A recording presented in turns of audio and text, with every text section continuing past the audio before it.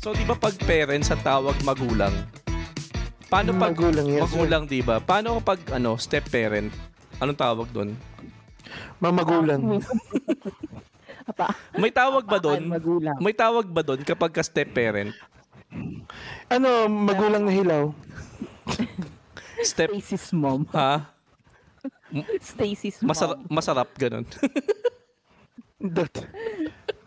Hindi, di ba parang tsahin na lang din? Parang ganun. So, parang tsahin ang dating. Tita, stepdad. Inahan. Ang aking amain. Kung wari ina, ganun. Ang pangit naman, kung wari ina. Inahan lang, ama-amahan, parang ganun. Ang pangit, no? Yung oo. Kasi, hindi naman force. Amain, alam ko sa Tagalog. Amain ang stepdad. Stepdad, amain. Amain, Dito sa amin ang gamit yun, ama-amahan, ina-inahan. Ina-inahan lang. Tatay-tatayan. Pangit. Tatay-tatayan. Bayan. Tatay-tatayan. So, paano yun? Wala kang, kung wala, di ba, in terms of endearment mo, pag ganun, kung wala, dad, mom. So, pag nanay, mom, di ba? Pag tatay, dad. So, paano pag stepmom? Stepmom. Stepmom. Alam ko sa Pinas, tita, tito, or tita, tito. Mom, dad. Kasi siya, unless allowed, let's say, yung biological parents mo, iba yung, for example, kay Casey Concepcion, di ba? Tawag niya kay Gabi, daddy, ay papa yata or something. Tapos kay Kiko, papa, ganun. Kumbaga, dalawa yung, kumbaga magkaibang tawag, yung tawag sa mga niya. Ha? Sa kanyang, kasi meron niyang tunay na tatay, tapos meron niyang bonus dad. Yung bonus dad, or bonus mom, yun yung ina or yung stepmother, stepfather. Depende sa inyo kung anong gusto mo tawag. Yung iba kasi, let's say, lalo pag yun na yung kinalakihan, natatawag ka nila as daddy, mommy, di ba? Minsan. Pero pag malaki ka na, tapos nag-asawa yung parent mo, pwede mo silang tawagin uncle, auntie, tito, tita. Uncle. Papa. So pagka pag biological na tawag mo papa, hi papa, ganun. Kapag ka stepdad, papain, ganun. Hi, papain. Parang ang pangit ng papa. Either matapobre ka or bakla ka. Parang... Or papa pa rin. Papa pa rin, pero may pilantik. Kunyari, si Papa Piolo, diba? Parang pero may pilantik. Pag yung tatay mo, papa, ganun. Pag yung stepdad mo, papa, ganun. Pinambing. Gamalom. Ako naninig na dito sa Pinas, kasi syempre, di ba, like, kahit yung mayayaman, we call them, like, hi stepmom, hi stepdad. Kumbaga, hindi siya, tag na noun or something. Tama ba? Kumbaga, pag may konting yung tipong pait, o parang, I don't want to acknowledge you sa parent, nilalagyan talaga ng step. Okay, na lang. Pero kahit naman sa US, di ba, may mom, may dad, ganun. Mom.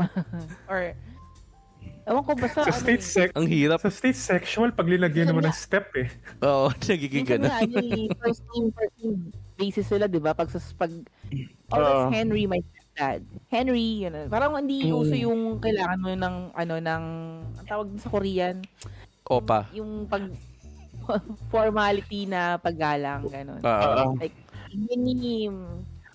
Dito sa atin, ang madalas ko ring naririnig kapag stepmom, stepdad,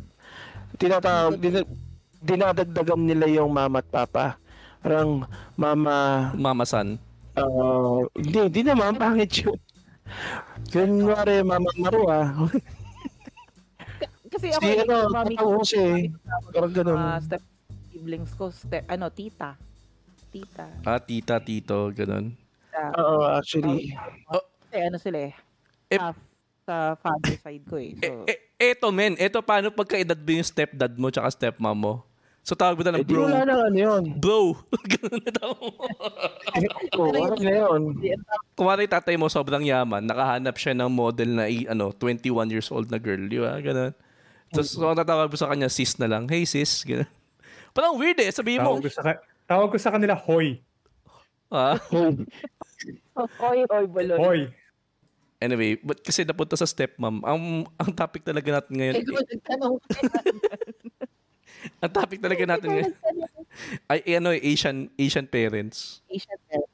We're all Asians naman. Oo. So, Ano ba yung pinagkaiba ng Oo.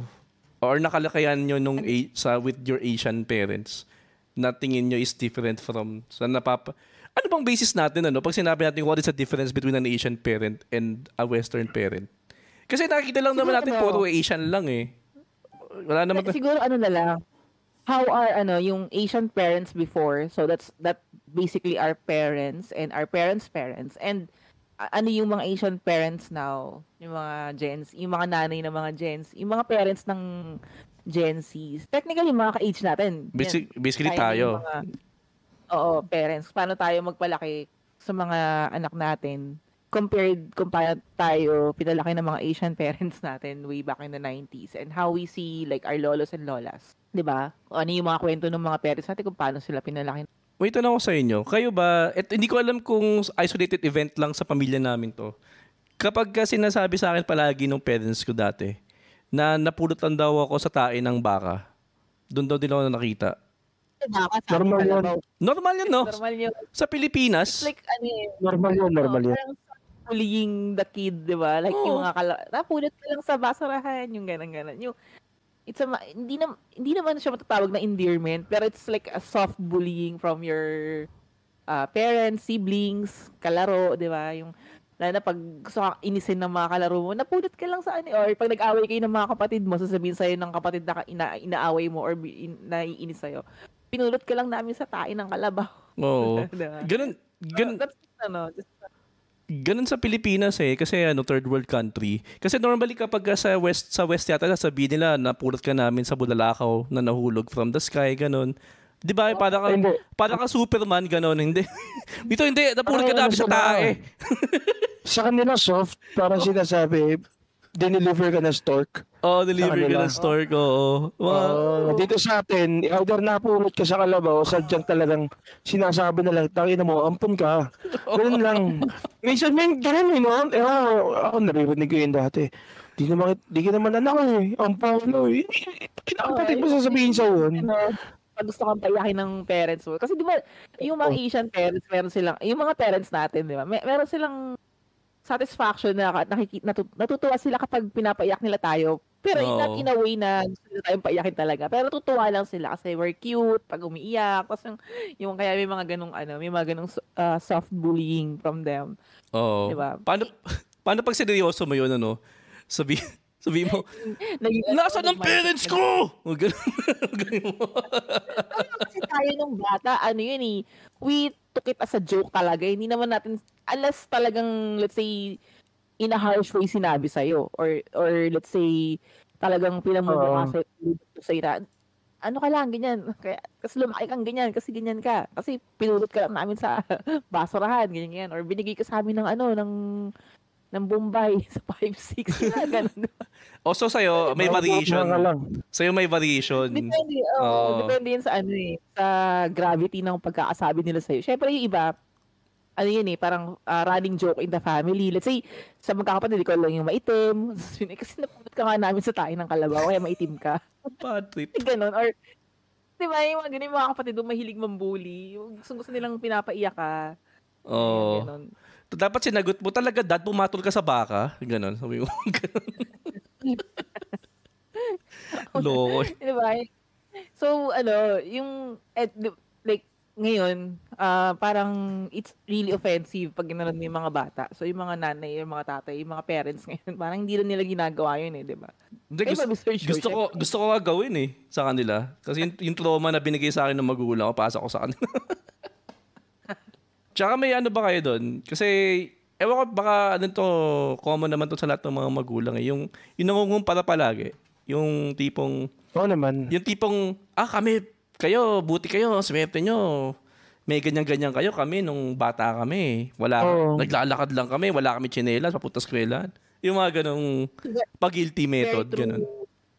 Oo, which is very true for Asian parents. Ganun, kasi yun yung way nila to put some, yun yung way nila para mabuo yung mindset mo na kailangan mong pahalagahan yung mga, yung mga anong meron ka. Di ba yung mga parents natin nung araw, sabihin nila, ang daming batang nagugutom siya pag di mo inubos yung pagkain mo, di ba? Buti ka nga, may pagkain ka, ganyan.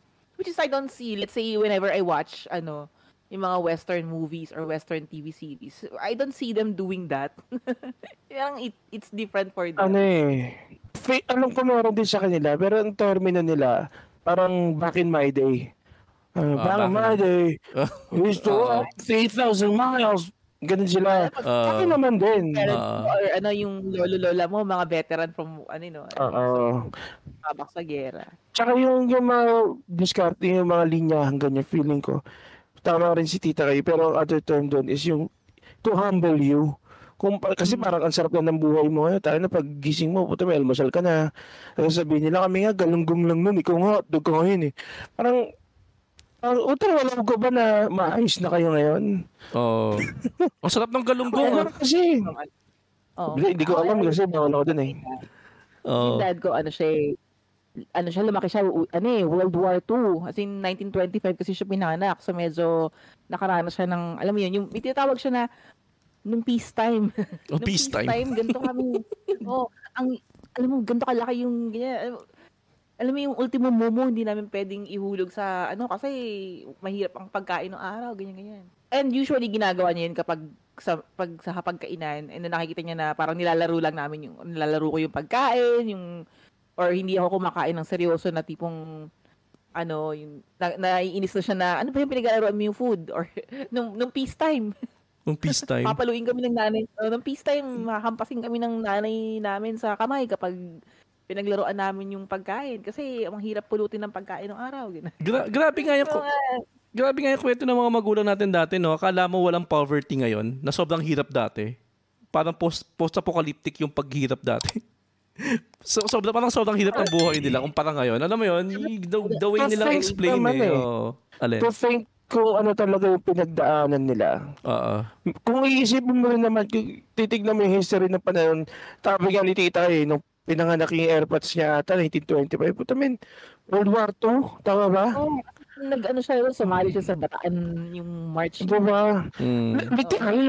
Literal na mahirap talaga ang buhay noon. Parang, relatively na, tawag sa time of peace. Pero hindi pa rin naman kasi may kaliwat kanan pa rin namang war. Diba? Pero, hindi kasing laki ng scale before. So, I think, naiintindihan ko to a T yung sentimiento ba nila. Yung parents nyo ba galing probinsya o dito na sa Maynila lumaki? Maynila ako. Yung dad ko, talagang Manila siya. Pero yung mom ko, ito na, may funny story yung mami ko. Kasi siya naman, pinanganak siya during the World War II, 1942. So, nung kinikwento niya literal, kasi baby siya nun nung Japanese occupation. So, di ba we all know naman, based from our history, na kapag may baby, alam mo yung pinapatay ng mga Japanese. So, ang ginawa yata ng lolo-lola ko is parang after niyang ipanganak, dinala siya sa kuweba. Kasi siya yung maririnig yung iyak niya ng mga sundalo na hapon. So, nagstay yung lola ko tsaka yung mami ko sa kuweba. And kinikwento niya na puro kagat siya ng lamok. As in baby, na-experience na yun as a baby, di ba? Nakikwento sa kanya. Para lang maging safe, kasi nga sila, nasa time of war. So, yung ganun, kaya pag may mga, konting, ako sa buhay, reklamo or complain or rants, sasabihin ng nanay ko, nung panahon ko nga, ganyan yan eh. Hindi mo na-experience yun. Hindi mo na parang, kasi, naiintindihan mo sila ako, maintindihan ko sila, pero parang nadi-dismiss na o nai-invalidate yung, yung problema mo ngayon, na parang, kaya mas magiging problema namin, wala kami makainan. Gets ka rin naman yun. Diba? Pero na panahon nila, iisipin nila, ito ganyan. Sasabihin din naman na magulang nila, kami nga walang kuryente nun eh. Parang yung cycle. Diba? Nowadays kasi, it's different when you tell them that to your kids. Iba Parang ang magiging sagot nila is, we don't normalize. Ganyan, di ba? Yung usually sagot ng mga Gen Zs na nakikita mo sa yung mga keyboard warriors. Hindi na dapat normalize. Don't normalize chu ganyan. Kaya di ba sabi nga nila, this generation is so weak. Because it's Talaga? being raised by us. Kasi sobrang weak talaga ng generation na to when it comes to emotional threshold. Kasi roll again. Experience. Tandem mo. Pero as a Medyo relatively, dinepensahan ko yung generation ngayon. Kung sinabi sa atin na parang wala ka nga sa ancestors ko, kung naghahunting kami ng dinosaur para sa pagkain. Di ba parang ang unfair nga naman to compare na parang iba yung... Okay, so ang akin siguro is iba kasi yung pinagdaanan ng generation natin sa generation ng lola natin, sa magulang natin at sa generation ngayon. Ang unfair mag-compare ngayon, ang ayoko sa siguro sa pinag-uusap, ang ayoko dun sa ano na yun, yung sa nangyayari is for example, yung mga before us making comparisons nung panahon nga namin ganyan. Parang yeah, that's how they feel. It was wrong for them to do that. Pero sa atin, on our end, parang do we pass it to the next? Parang we're also doing the same thing, Oo, parang we're doing the same wrong thing that the ones before us are doing towards us. so, tama naman yung break the cycle eh. Pero yung sa akin kasi kanina, ano lang, matuloy ko lang saglit. Kaya lang sinabi ko na parang mababa ang emotional threshold ng mga bata ngayon. Kasi relatively again, we are at a time of peace. O parang ang bilis din ng advancement ng everything. So napakadali ng buhay sa lahat. So kaya sila anong tawag dito? May nangyari lang na hindi okay, gito ganyan. Konting problema lang. Minor inconvenience. Parang ganun is mabigat na sa kanila and we can't blame them kasi nga tao ang nagbigay sa kanila ng mundong to. 'Di ba? Kasi pinadali natin yung buhay.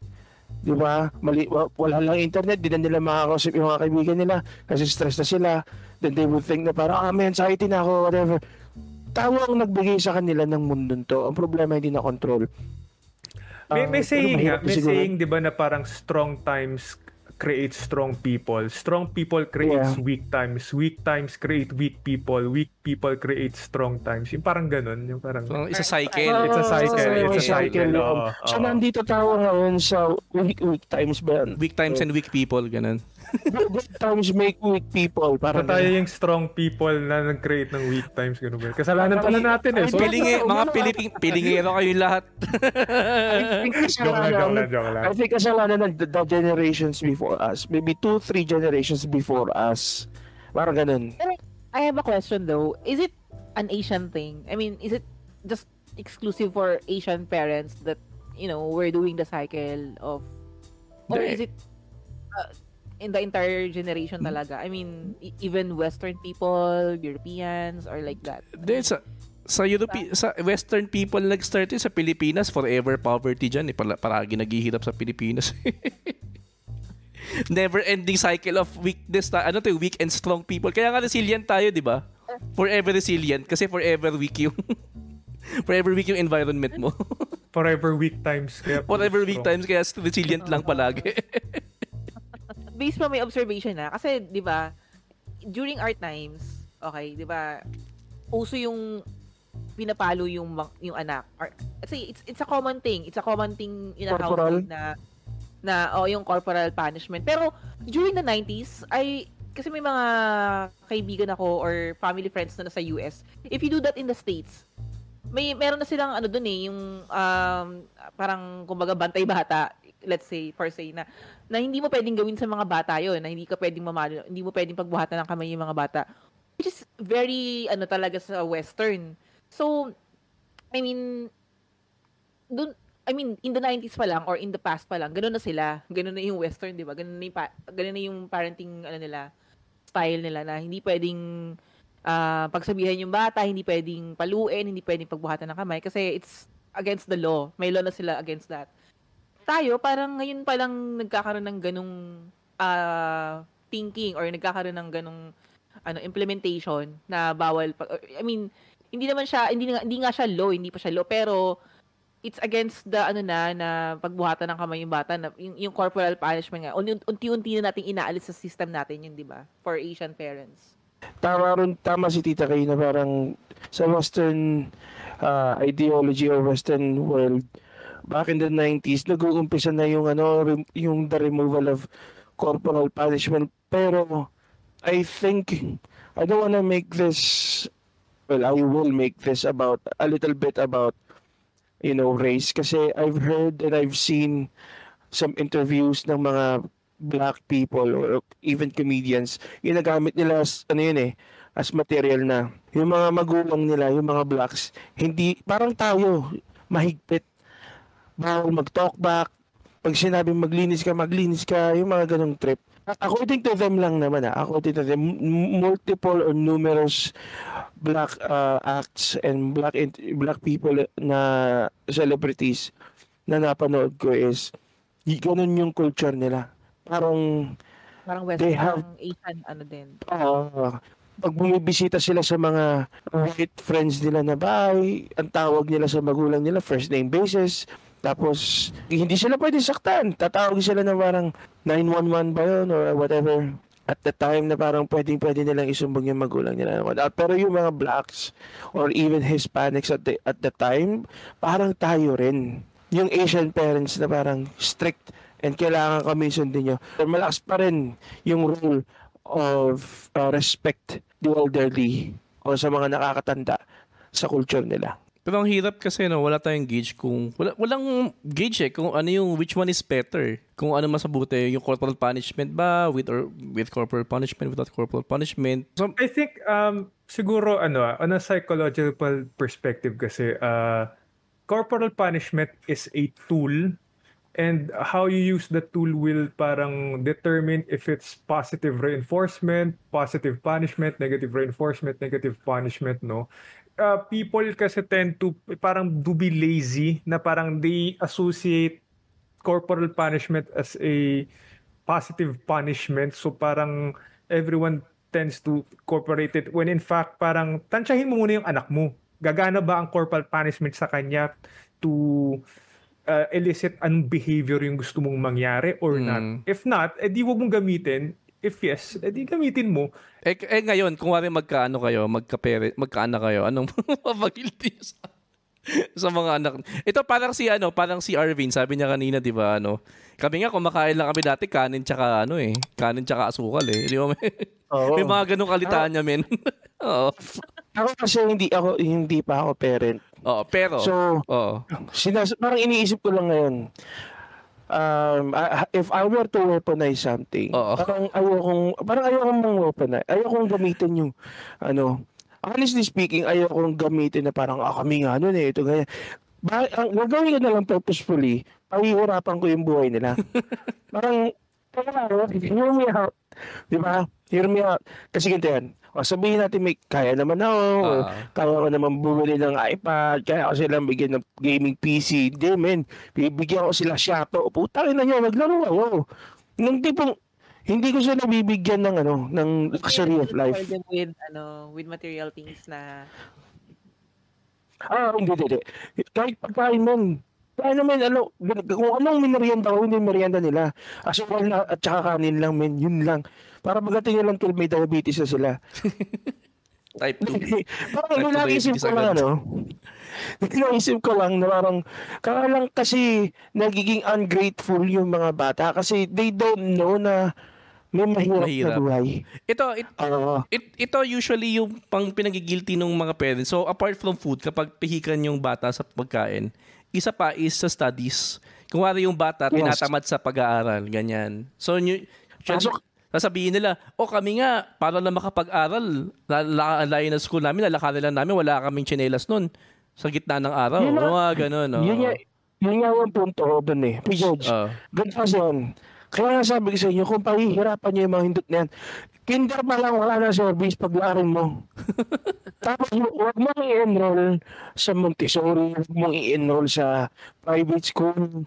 Men, pasok mo sa public school. Welcome to the jungle, bitch. Tapos, kung to jungle, may na intro. Hirap agad. Oo. Tapos, pagdating na ng grade 6, humbled na sila na pag-uwi nila sa bahay, ulam nila, pansit canton lang na instant. Men, yun. bigla mong buhusan ngayon ng high school. Kasi may isip na sila eh. Buo na yung formative years nila na humble sila, hindi sila walang ya, they're very respectful. Pag nakakita silang teacher, bumabati sila, nagpuputo-opo sila. Ngayon, ganun. Pahirapan nyo muna yung mga anak nyo. Parang gusto Something advice from a non-parent. parang naisip ko nga yun eh, no? So parang over the years, halimbawa during the early years, tama yung sabi mo eh, no? Papasukin ko muna sila sa public school, tapos hindi ko muna sila bibigyan ng pagkain na masarap. Kunwari, mag-serve lang kami, kanin tsaka asin lang. So malnourished yung bata. Malnourished yung bata, tapos mapaaway palagi. Tapos kapag mga after grade 3 ganyan, sabihin mo, ay anak, alam mo ba, meron na pamana sina lolo mo sa atin na pera, pwede ka na mag-aral sa private school. Tsaka makakain na tayo ng masarap na pagkain. Tapos Actually, Ang ginawa ng bata, from rags to riches pala siya. Actually, ang plano ko, Itong ina social experiment. di ba, bata pa lang kukuha mo na ng parang insurance yung bata. Ang plano ko ganito, pagkapanganak ng bata, may insurance na yan. Pagdating niya ng, kasi ang insurance dito sa Pilipinas, yung may investment mababayaran mo siya for 10 years. Tapos pwede mo na pabawaan yun, mag-grow na yun. So, I believe in 10 plus years, meron ka ng 3 million, parang gano'n, o more than pa. So, gagawin ko, trust fund. So, parang 1 year pa lang yung bata, insurance agad. Pagdating niya ng 18 at hirap na siya sa buhay niya, hindi pong tayo na paano ako mag-aaral ng college. Anak, putang ina mo, ang malas. Taka na surprise, mayaman pala tayo. Ganun. Surprise, mother pare. Puta ka ngayon sa Nubali, may bahay ka daw, gago. Pero ang hirap. magandang Ano? Ano yun? Hindi, naalala ko lang si Shaq. Ganun yung ginagawa niya sa mga anak niya eh. Parang yung mga syempre eventually malalaman nilang mayaman yung tatay kasi sikat na basketball pero ang ginagawa ni Shaq parang hindi nyo pera ko to, so hindi kayo makikinaman, tapos dinidisiplina niya talaga, pero pag palo ng 18 parang alam mo yun, okay, Parang tapos parang okay, you have access. Speaking of that, yung the way yung parenting style ni Shaq, parang pagdating ng 18, ito na yung pera mo, ganyan. Sa ating mga Asian parents, 'di ba? Until we get married, 'di ba, parang nakasandal tayo sa poder or sa ng mga magulang natin, 'di ba? Compared to, let's say, Western parenting na pagdating ng 18, kanya-kanya tayo. Kanya KKB na tayo, no? Pwede ka nang mag-move out and be on your own. So, isa yun sa mga difference ng Asian parenting na ang mga magulang until mag-asawa yung mga anak nila, parang baby pa rin nila yung mga anak nila, di ba? As in, tayo, we experience that until mag-asawa tayo. 'Di ba? Nakatira pa rin tayo sa poder ng magulang. Hindi usos natin yung na, oy anak, 18 ka na, lumayas ka na dito, maghanap ka na ng sarili mong bahay at magtrabaho ka na. 'Di ba? Pero seriously, if I had the choice noon, aalis talaga ako. Gusto ko talaga bumukod. Talaga lang walang pera sa Pilipinas, Tita Kay. Yun lang yung problema. Just so happen na mahirap. Tsaka 18, nag-aaral ka pa ng college yan, hindi mo pa kayang tumayo sa sarili mong paa, 'di ba? Hindi kasi uso sa bata pa lang. Hindi uso sa Pilipinas yung student loans. Kasi ganun yung ginagawa sa western countries eh.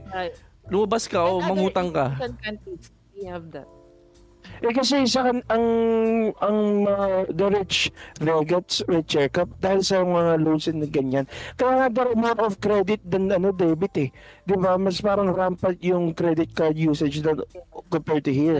Ito in comparison lang naman, total na banggit rin ni Tita Kay from Western versus sa atin. Dito kasi sa atin, tama si Papi George na doon kasi utang ng college dito, community college ka. Tapos pag gumamit ka ng community college, let's say education, yung mga taga-PNU, hindi, PNU ba yun? Philippine Normal University? Public ba yun? Private? Hindi, private yun. O semi? Private yata yun. May yung mga pamantasan lungsod. Pamantasan. Public yun. May mga Pamantasan. Sorry sa mga taga-PNU, I didn't mean na, nakakala sa isip ko, ba't din na ganyan, yung mga pamantasan, nagtatawas ng mga yan, men. Libre tuition, pupunta ka lang doon ng tanghalian mo siguro, show, may kanin lang, pero papasok ka. Diba? Pero nakakatapos ka, tapos magtatrabaho ka sa ibang bansa, kikita ka. Ganun. Scholars Dun sa kasi. kanila kasi, scholars sila. Tapos dito, doon kasi sa kanila, regardless kung ano, utang ka. Kasi ito meron akong first degree cousin. Nandito yung kita ko ngayon eh. So, nakausap ko rin yung tatay nila back December. So, basta Pilipino, sabi niya, ang water niya dun sa pinsan ko, huwag kang mag-alala, hanggat hindi ka nakakatapos ng college, sagot kita. Pati yung pag-aaral mo, sagot ka kasi Pilipino eh. Oh, Sagot Pilipino. ko yung college mo, yung sasakyan niya, sagot din, yung lodging sa kanya din, yung boarding house, kumbaga, parang ganun. Um, kasi Pilipino, ang sabi niya, kasi I'm not a white parent. Kailangan ko alagaan yung anak ko. It's not because, it's my responsibility as a dad na hanggat hindi pa kayang tumayo ng anak ko sa sarili niya pa, kung kaya ko naman to provide na hindi siya mangungutang, ba't ko siya pahihirapan? Hindi ko siya ibabaon sa utang kasi doon student loans sa Western world, rather specifically sa US, kapag nag-student loan ka, I think it takes maybe 30 years mahigit para mabayaran yung student loan mo. Oh, tingin ko ang laking factor kasi diyan sa US or sa Western countries. Mahal kasi yung tuition fee sa college. So kahit na middle class yung parent mo, ang hirap din afford ng parent na bayaran yung tuition fee. So mapipilitan talaga mag-student loans yung bata. Unlike sa Pilipinas, I think so. unlike sa Pilipinas, unless pumunta ka sa dun sa mga mamamahalin na schools like LaSalle or Ateneo, or like punta ka sa sa iba like Uste, ganyan, or yung other schools, San Beda, ganyan, hindi ganun kamahal. So kaya nung parents na ipapasok yung anak nila sa support yung anak nila until college. I think yun yung difference. Kasama na rin yung yes, Tita Kay. Hindi, kasi di ba we're talking about yung difference ng Asian parenting sa Western parenting. Pag umalis ka ng bahay by the age of 18, dito sa Pilipinas, ang tingin sa'yo, or dito sa Asian countries, ang tingin sa'yo, ang tawag ito, yung Rich kid ka. tapang ng apog mo. Hindi, rich. Tsaka tapang ng apog mo. Parang Tigas na wala ka babuto bang, mo. wala ka bang paggalang sa magulang mo, ba't kailangan mo umalis ng 18? Sa kanila, it's normal. But here, it's not acceptable. Talaga? Diba? Big deal ba yun? Oh, man. Big deal Big ba deal, yun? man. Big deal. Ito. Parang, may, Sige, Tita Kay. may, parang sasabihin sa'yo, may pagmamalaki ka na? Ganun, di ba? Yes. Pag sinabi mo sa parents mo na, Nay, tay, gusto kong bumukod. Parang, Ito, first-hand experience. Sige, Jacob. And share ko lang natutunan ko sa PhilSci na subject namin. Ang Pinoy kasi tribalistic compared actually Asians in general are tribalistic, no, kaya we're talking about Asian parents. Yun pala yung gusto kong i-share, kaya medyo na-excite ako sa topic. Ang Asian culture is very tribalistic or clannish kumbaga, whereas Western is medyo individualistic. Diba, medyo ine-emphasize nila yung yung tipong parang tayo family first, blah blah blah, parang blood of the blood, yung ganyan-ganyan. Whereas sa kanila, yung tipong parang individual contributor ang nila, parang to each his own. 'Di ba yung tipong typical New York shit na parang dog eat dog world, yung ganun. Ganun sa kanila. Malaking factor yung culture. Alam mo yun. Kasi dito sa atin, ako, first-hand experience. Pero yung ilang taon na ako nagtatry bumukod lang ako at the age of 30. Puta men, ang hirap umalis. Sabihin ko, matagal na akong kaya kong bumukod. Pero kasi, bibigyan ka kasi nila ng responsibility. Kung matik, may responsibility ka. Pag may parent ka that sees you as a retirement plan, mahirap. Tapos, pag may parent ka na medyo na, alam mo yun, sabihin na, katina, usapan step parent, sabihin natin yung mother mo nasa 45, 46 pa, nagkaanak pa. Let's just say, I'm not sure. Tapos, syempre, pagdating ng 70, ilang taon pa lang yung bata. Sino na magpapaaral doon? Ipapasa nila ngayon doon sa tao. So, parang kawawa din naman yung mga pinapasahan ng, ano mo yun. Pero, it's part of the Asian thing eh. Kasi sa Western world naman, kapag may ganun, hindi naman, ang maganda naman doon, hindi naman nila inaasa sa mga, kunwari, may nabuntis sila na 40 something, gano'n doon. Sa government naman. Tapos parang bahala ka na, huwag kang kakapit sa mga kapatid mo, blah, blah, blah. You have to, fend for yourself. Di ba? Dito sa atin, hindi. Ibibilin yun. Ba't kayo ba kapag nagkaanak na kayo at ang anak nyo, 18 na, at sinabi niya na, Mom, Dad, gusto ko nang bumukod, papayag kayo? Depende talaga sa gender ng anak yan eh. Kasi pag lalaki, okay lang, di ba? Ito yung stereotyping na pag babae, kasi ang hirap i-let go. Dahil we all live in a harsh world now, di ba? Yung kahit nakakondo nga, di ba? Pinasok or something, may nangyari. Ganun. Yes. Iba yung sa Pilipinas lang ba yan? Sa Pilipinas lang ba yan ganyang attribute ng parent na protective sa daughters? Lahat naman yata no? Pero overprotective sa Pilipinas because of the very high security risk, ganon? I believe hindi lang naman. Parang Asian, like literally Asian countries, mga Chinese and Japanese, ganun sila, feeling ko eh. Basta babae, no? Ayaw nila. Some Koreans. Based from napapanood ko rin being immersed to Korean culture. Kasi ayaw nila mabuntis yung anak nilang babae, ganun. Yun yung kinakatakutan nila, baka mabuntis. Oo. Kaya sa parang Korean, pusa. what you call, baby na ba? Gusto...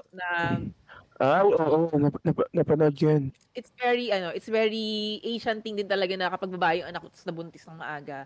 That's why it's either abortion or ilalagay nila sa Hindi, walang abortion sa Korea. Sa Korea yan. Oo. Okay, akala ko Pilipinas eh. And sa atin din naman meron, pero syempre patagong-patago at saka yes. may mga naglalakas talaga ng loob din. Pero may mga hindi mo naman aaminin in public na nagpa-abort ako, 'di ba? Unlike in western, 'di ba? Parang pero normal okay na. Pero normally sa Pilipinas ang ginagawa inahabol nila lalaki ng tatay. Tapos sabi, tangina mo, panagutan mo yung anak ko. Yes. Ganun palagi. Shotgun wedding palagi. Shotgun wedding yan. Ko lang gusto ko lang balikan yung tanong ni Mr. George kanina. Ano ulit yun yung kung 18 na yung anak mo, kung 18 na yung anak mo tapos gusto niya bumukod. Yes. Papayagan mo ba? Ako if it were me, may bawa wala silang parang tutulugan. Kunwari, let's say may property ako na pwede nilang gamitin. Okay, go ahead. Kung wala naman din at gusto pa rin nila, go ahead. In my non-parenting mind, iniisip ko na parang, well, ako kasi, I've been a teacher for a while.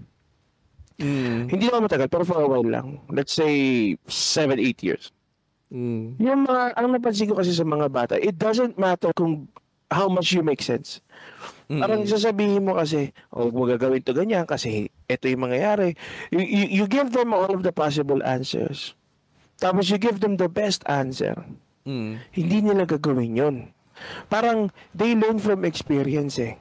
Alam mo yun? And I think na-realize ko yun on my at my probably second year of teaching, third year of teaching, na may mga bata na malapit. Sir, ang gagawin ko ganyan. So, lagi ko sasabihin, this is the best way to do it, blah, blah, blah. Pero hindi nila gagawin. Hindi na-realize ko, oo nga, hindi naman nila alam na, hindi nila malalaman na yun. Walang nagsisisi sa unahan. Hindi nila maiintindihan yun unless may experience nila. So in my opinion, at 18 years old, kesya babae ka, lalaki ka, bakla, tomboy, kung gusto mong umalis, I'll let you be. Ganun lang. Pero if you need me, I'll be here. Ganun lang. Sa'yo pa rin. Pero gusto ko sabihin nila sa akin yun. So, wag sila tumira doon sa mga properties ko. Doon sila maghanap sila ng sarili. Gusto bumukod ka, di ba? At sabi mo, bukod eh. Di bumukod ka talagang totohanan. Hanap ka ng mag-rent ka ng apartment, ganyan. Magtrabaho ka. Yun. Yun ang, kumbaga, we have to walk the talk, di ba? Gusto mo, bukod ako eh. Bukod talaga. Magandang rin yun. Bukod talaga, men. Magandang sentimiento. And I think matututo silang tunay dun. Ito may tanong ko sa inyo. Paano kung wari yung anak nyo, lalaki or babae, sabi, nagdala nung jowa niya sa bahay. Tapos sasabihin niya, Ma'am, Dad, kasi paulan sa labas eh. Pwede bang makitulog muna si Gina dito sa kwarto ko tonight? Ganon. Papayag kayo? For Asian parents, ano yan big deal yan. Or may Haram. mga No. may mga instances na, no. As in, kasi di ba ang iniisip natin dito palagi as a parent is yung sasabihin ng ibang tao. Buntisan. We're like that eh. Baka We're like mabuntis that, yan. Na, yung ganong mindset na pag-uusapan tayo, paano na yung, natin, yung pangalan natin, madudumihan or something. Especially pag babae yung anak mo. So, Pero uso pa ba sa inyo yun? nung 90s, Hindi, dati yun eh. Pero ngayon, kayo, okay lang sa inyo or hindi, ngayon, ang hirap? If it were me, If it were me. going to, If it were me. cycle, Oo. at being an Asian parent, Oo. ako, depende sa sitwasyon. Depende talaga sa sitwasyon. What if naman talagang, alam mo yun, ikamamatay ng tao pag umuwi siya ng gabing ganong oras, diba? Why not let them sleep on your house na lang? Or, sige. okay na naman. Pero syempre, andun pa rin yung mindset ko na, let's say, lalaki yung anak ko, tapos babae, dadalhin niya babae. Dito ka sa kwarto ko, iha, tapos yung daddy at yung anak ko ang magtatabi, tapos tayong dalawa, ganun. You know, may gusto kong i-share na story na very, very relative dito sa question na to. So, years ago, 2016, probably 2015, I had a friend na umattend siya sa birthday ng kapatid ng girlfriend niya. Okay, diba? Inom, karaoke, shit, ganyan. So, legal naman sila. Pumunta yung tropa ko dun sa bahay ng girlfriend. Inabot ng lasing. Tapos inabot ng init ng katawan. Gustong makascore. Yung babae, ayaw niya. Which is understandable. Naintindihan ko yun. Pero kasi, lasing yung tao. Ito na yun medyo na yun. Lasing yung tao eh. Ang sabi ba naman sa amin, hindi kasi kami nagpapatulog ng lalaki dito sa bahay. Yung punto ni Tita Kay na ano na lang sasabihin nila ng mga kapitbahay or ano na lang sasabihin ng ibang tao kung may matutulog dito na hindi asawa, blah blah blah. Okay, di ba? Pero yung tropa, hindi siya pinatulog doon. Okay. Kasi nga, ano na lang sasabihin nila. Ang tropa ngayon, umuwi ng lasing. Ang tropa ngayon na aksidente, ang tropa ngayon nasa langit na. Oof. Diba? Okay. Now, andun tao eh. I believe na customs and whatnot. But, I'm telling you now, kung pinatulog yun dun, malamang sa malamang, buhay pa yung hindot na yun. Di ba?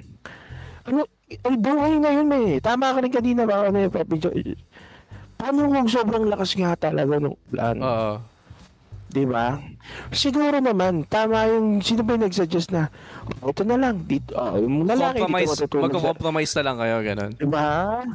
Patulogin nyo na lang sa tabi ng aso, pre, ganun man lang. Huwag nyo namang di ba? I'm reaching out.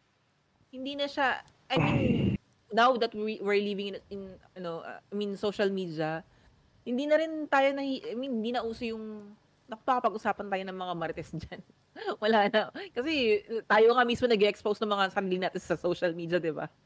Hindi na tulad nung dati na yung reputasyon ng pamilya natin, manadudungisan kapag nakitang natulog dito yung anak o yung boyfriend, ganun. Ano na lang sasabihin ng mga kapitbahay. Ako personally, okay lang eh. Kahit wala nang dahilan. Kung wala, dali niya lang yung girlfriend niya sa bahay.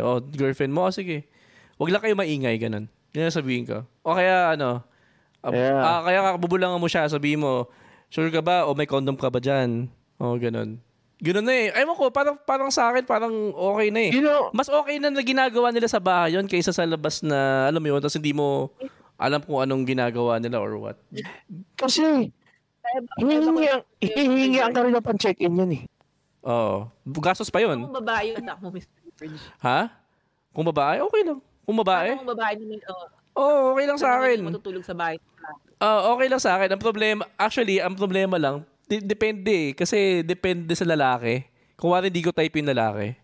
Yung alam mo na walang kwenta, walang panutunguhan sa buhay, ayoko. Pero kung feeling ko yung lalaki okay naman, Nag-aaral naman ng mabuti, okay naman yung grades niya, mukha namang mahal niya yung anak ko. May effort, may Oo, drive. may effort naman, may drive. Yeah. Sige, okay lang, tangina, fuck like rabbits. Okay, go. Go lang. At least kahit mabuntis yung anak mo, alam mo may patutunguhan yung anak mo. Yeah. I think, siguro, liberated thinking na rin yun, ano. I mean, ano rin naman, tama rin si Mr. George na parang, kaysa gawin nyo sa labas. Sino ba sabi niya si Tita Kay ba? Kaysa gawin nyo sa labas yan.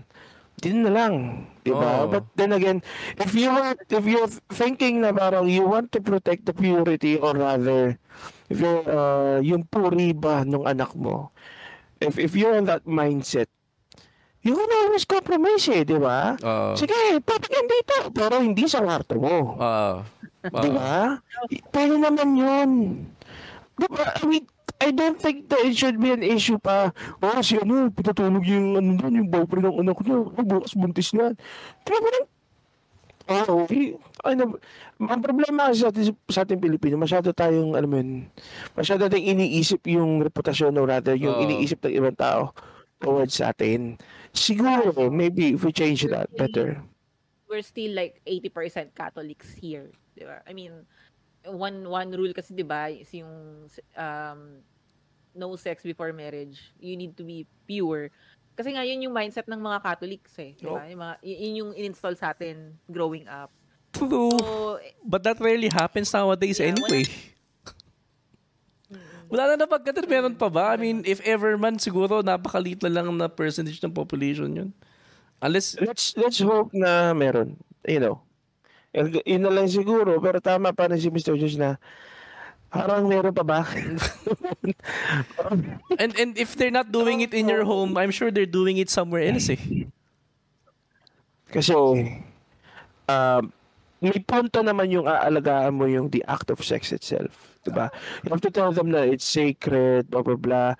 It's between two people that loves each other. Hindi mo na pwede sabihin a man and a woman medyo tabo na ngayon sabihin yun Bawal na nga yung kanta na yung kantahin di ba? Parang, let's say that if we have two people who really loves each other, or I think, siguro, ito na lang siguro, this is my opinion lang naman, if we just say to the kids right now, if you explain to them na sex is between two people that loves each other, and hindi siya just pastime, alam mo, nainitan ka lang, blah, blah, blah. Nawawala rin kasi, nawawala yung essence of, kaysa, nawawala yung essence ng, yung pagiging sagrado ng act itself. The act itself is one of the best things a human being can ever experience, in my opinion. Okay? Now, kung sasabihin natin that you should treat this act, very, I can't say sacredly, pero let's say that you should treat this act as a very special act na para lang sa mga lovers. And it would be special. Kasi hindi natin kinakausap yung mga bata about it.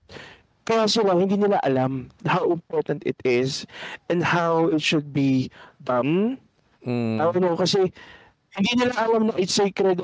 Let's just do this. Gawa tayo ng racket. Alam mo, mahirap Yun din yung... Kasi we don't explain. Yun yung problema ng ancient parenting. Hindi natin ina-explain yung mga ganyang bagay. And so yung mga bata ngayon, they just do things. Kasi we're not explaining it to them. Tapos sila marirealize nila yun kapag maybe down the line, maybe 8, 9, 10 boyfriends after or girlfriends after, doon lang nila marirealize na sex pala is special. I shouldn't have done those things, blah, blah, blah. Yun din, in the first place, in-explain mo, di ba? Yun din yung wala sa atin, sa parents. Ako, as is personally, wala akong na-experience with my parents na nag-usap kami about sex education. Lahat nung sex edu ko is galing from the school. Wala ako with the, Buti ka nga sa school, ako, Pornhub lang literal hindi man Pornhub, siguro kayo makausan na lang. I don't know. Importance ng Kayo ba meron ba kayo sex talk with your parents? Have you ever? Have you? No. Never had one. Never had one. Nung college na. Wala. nakikita na ng mom ko na nagkaka-boyfriend ako, yung ganun. So, ini-explain niya na alam mo naman yung mangyayari kapag ginawa mo agad yan eh. Yung ganun.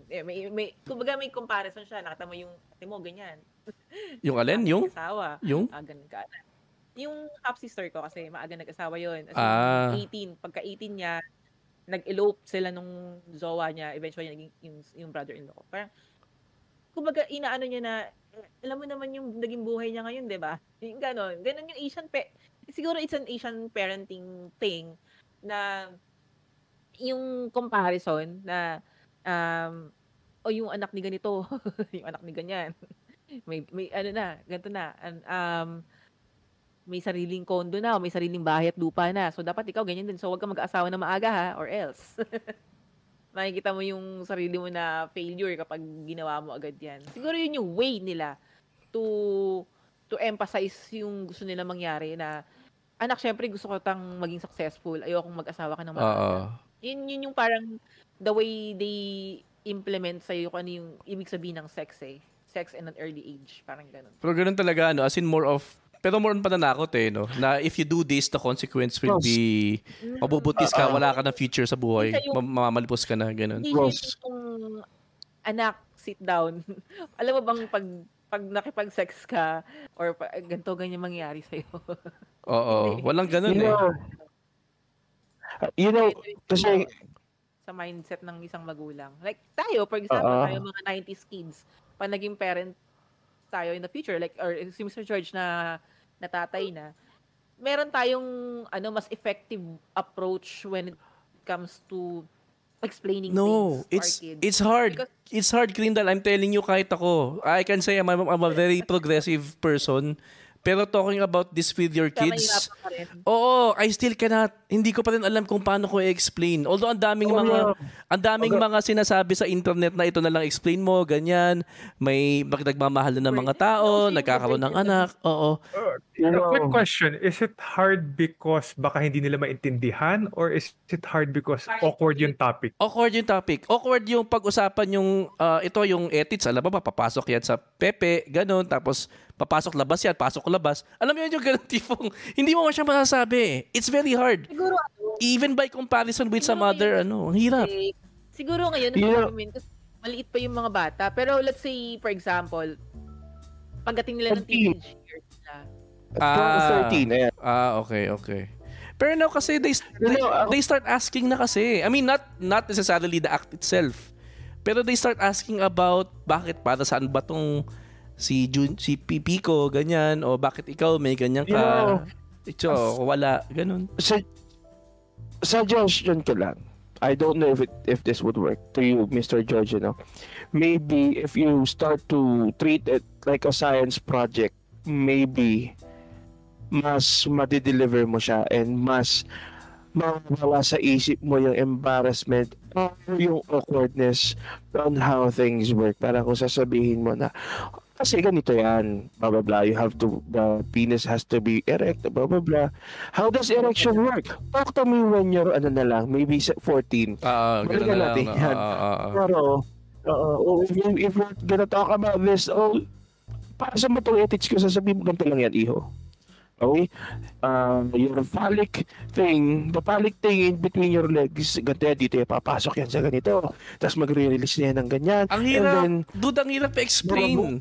Ang hirap explain yan sa Maybe if yun nga, I mean, I get you I get you. Siguro kahit kung ako rin tapay, puta, masistress din ako, man. This is the best thing that I can come up of as of the moment. Maybe, baka, alam mo, try mo lang, wala mo naman. Pero, gusto ko bumalik doon sa sinabi niya kanina na parang nabuntis ka, tapos ka na. Gusto kong balikan yung moment na yun kasi, again, I used to be a teacher. Actually, teacher pa rin pala ako, in a way. Yung mga bata, nagtatanong sila, sir, pag nabuntis ba ako, tapos na buhay ko. Hindi, ganito yan. Lagi ko sinasabi sa kanila na it's having a child at an early age is not a disadvantage, or rather it's not the end of the world. So may lagi akong kinukwento sa kanila. I don't know if nakwento ko na sa inyo to. So when I was 4th year high school, grade 10, ganyan, At 14, may naging kaklase ako na at 14 years old, nabuntis siya. Tapos nung pumasok siya sa amin, isang taon na yung anak niyo. So I think, ano na siya, 15, 16 na kami na nagkita kami. Okay? Tinatanong ko siya, paano mo sinabi sa tatay mo na buntis ka? Sinabi niya, nakaupo lang siya, saka mayak siya ng iyak. Tapos sabi niya, kasi, sinabi ko na sa tatay ko, nakita niya ako umiiyak, sabi niya, pabuntis ako. So niyakap siya ng tatay niya. That's one good thing. Tinanggap ng tatay niya. That's one of the good things that happened. And then, nag-move on, nagtapos siya ng 4th year high school, nagtrabaho, and ngayon, kasi ka-birthday ko yun kaya nag-uusap kami before. Kasi parang yun naging, namin, icebreaker namin. At the age of maybe 27, licensed teacher na siya. Kasal na rin siya. Meron na siyang unang asawa niya technically, pero may pangalawang anak na siya. Ang ganda na ng buhay niya. Na-achieve niya yung mga pangarap niya despite having a kid at an early age. And to all that's listening, yung mga magulang dyan or mga bata dyan, having a kid at an early age is not a hindrance for success or for your future. Only your attitude. Diba? Kasi yung problema sa Asian parents din sinasabi nila na pag ikaw nabuntis ng maaga, hindi kita susuportahan. Nakakaratil din yun in a way. Ano mo yun? Pero pangit naman din sabihin na, sige lang anak, magbuntis ka dyan. Pangit din naman yun. I think, kung hawakan nyo lang ng maayos yung ibon, hindi yun mamamatay. Huwag masyadong mahigpit, huwag masyadong maluwag. Huwag maluwag, makakatakas. Huwag mahigpit, mamamatay. It's just that. Medyo mahirap mahanap yung balance. Ito nga, uusap kami nila Papi George. Ang hirap nga i-explain yung sex talk di ba? I mean, madali lang sabihin siguro to in my end kasi hindi naman ako magulang. Pero let's see when we get there kung magagawa ko to lahat ng sinasabi ko. Pero it will haunt you, man. Hindi talaga. Huntingin ka ng... Parang if it would help yung mga kapwa natin dyan, batang 90s na hinong-hino pa sa buhay, yung hindi pa alam yung mangyayari kasi meron dyan, malamang kaedad ko na 31, 32, 33, hanggang 35 na bagong kainin nyo muna ang nanang kanin ng may asukal. Ang mga pasarapin yung buhay niyan. Okay, so that concludes our podcast for today. Abangan nyo kami next time for more kwentuhan about 90s life, insights, and current events that we can relate to 90s experiences. Again, help support the podcast by following us on YouTube, Facebook, TikTok, Twitter, and Instagram.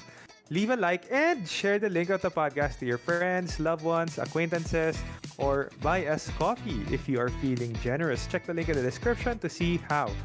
Also, if you would like to join our podcast episodes, feel free to message us in one of our socials and check us out next time for more Batang 90. Bye! Bye! Bye! Bye! Bye! Bye!